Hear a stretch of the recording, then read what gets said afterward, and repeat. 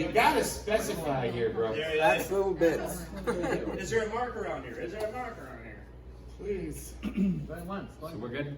Should we go? Yeah, we're fine. Ready to go? Before we get started and bring up our 5 minutes of fame, I'm gonna let Clayton introduce him because I was doing a lot of trash talking before the show, and I ordered hot wings, and I told the waiter make them as hot as humanly possible, and they did. They made them as hot as humanly possible. My mouth is currently on fire, so I'm gonna let you do the intro. I like that they said that Clayton wasn't here. They said he had to go change, and he decided to change into a Hawaiian toddler, apparently. Great luck, I love it. But I'm gonna let you go ahead and do the intro today, Clayton, so take it away. Super excited you didn't mention that I'm doing the fat guy thing. This doesn't quite do up, so I'm wearing the shirt under it.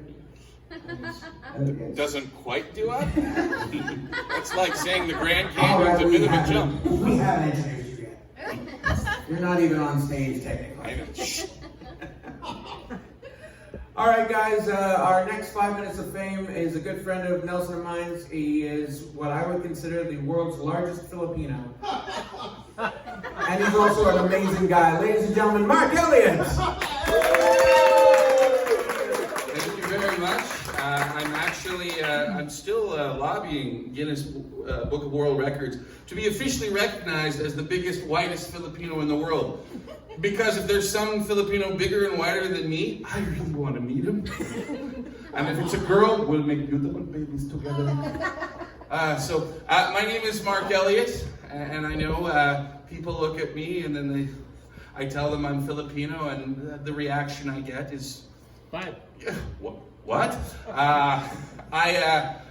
It happens a fair bit. I work as a car salesman, and my car manager has a bit of a warped sense of humor. Whenever we get a Filipino person, hi, I'd like to call about the F-150. Oh, no worries. We'll set you up with our on-site Filipino specialist. And then they introduce them to me, and I get this look. Oh my God, what did you do with your family? Did you eat them? I had one person bought a truck from F-250. 250. Why is it as big as a 150? In silver, 4x4. Every 10 minutes we'd be talking cars to her. Says, are you sure your mom's from the Philippines? Yes. Prove it. So I had to get pictures of mom out, and this is what happens when you get a white person and a Filipino. This is your child. That scares a lot of people from back home. I have broken up relationships when I've been introduced to Filipino families at the dealership because of this. It's, they look at me, you're going to leave the white boyfriend now. I'm getting you someone from Manila. Just go. But yeah, it's being this white and being as brown as my family is, because my auntie married an East Indian gentleman. So out of the 12 cousins that I hang out with on a regular basis, I'm the only white one. Family reunions are a blast. We take a picture. Tito, where are you in this picture? Okay, find your cousin Mark, 311 up.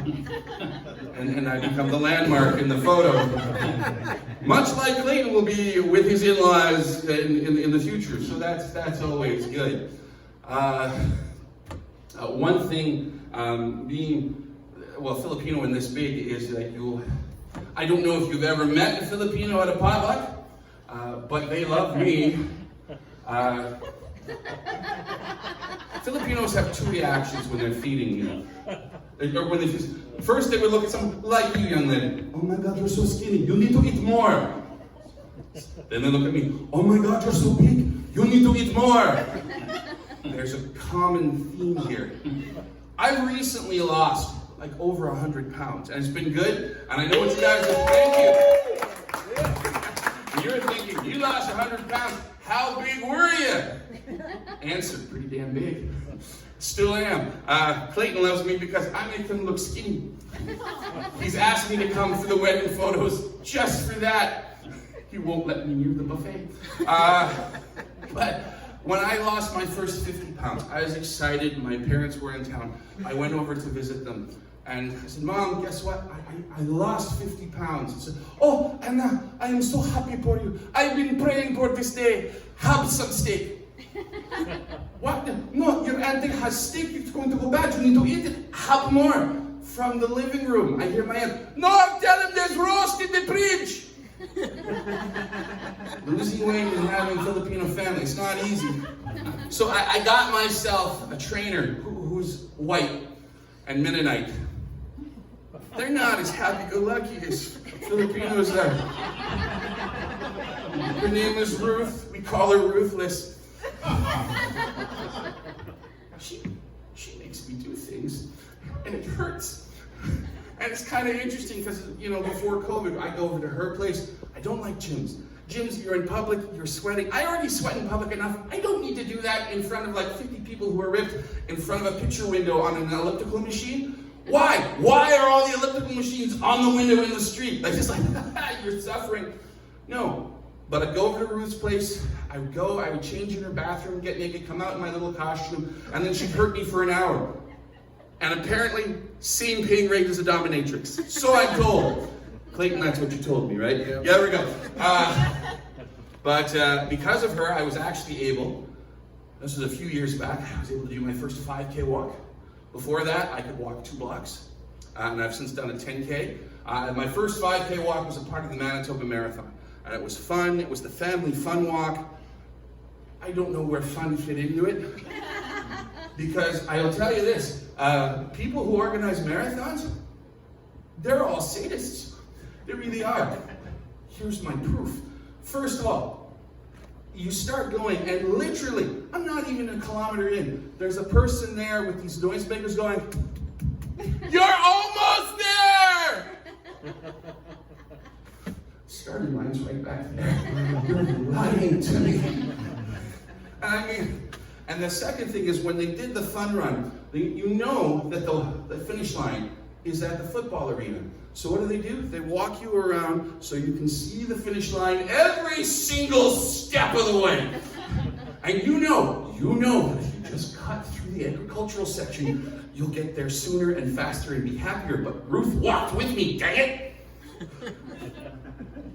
So finally at the end, it was the final, I just wanted to sit down. I'm a big guy, I just walked 5 kilometers. Guess what? There are no chairs. They make you go through this windy line, and the chairs they do have hold a maximum of 150 pounds. I've lost more weight than those chairs can hold. So okay, I'll just go to the bus. Bus is over there. And then I get in the bus, and they drive me back to the parking lot, and they go past my car and drive over there. I walked 7K that day. I signed on for 5. That's mean to do to a fat guy. But anyway, that's my time. Thank you very much. I'm Mark Elliott. You guys have been an awesome audience. I appreciate getting laughs from an elected official. Really, I do.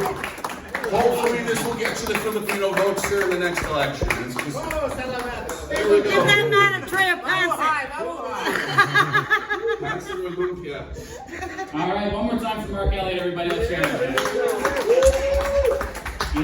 The first time I met Mark Elliott and he said he's Filipino, I thought he was kind of lying to me. As an Aboriginal person, you always meet people that are being racist and shit, and they say, "No, it's okay, my great-grandmother was half Cherokee princess," right? I thought you were doing that kind of thing. And then I realized that you're just the Filipino answer to Godzilla. Like, you ate some radioactive lumpia and this is what It's happened. pretty much that's what happened. Mom said eat more, one time too many. Yeah. And then this. There you go. Yes. So are you ready to do another? Now we're going to do what's for the online content, I believe. So this is whatever you want to do. Sure. As long as you want to go, I think Mark light him at 6 minutes, but if you want to go a little longer, that's fine too. Well, thanks. And one more time for Mark Elliott. Go ahead, Mark.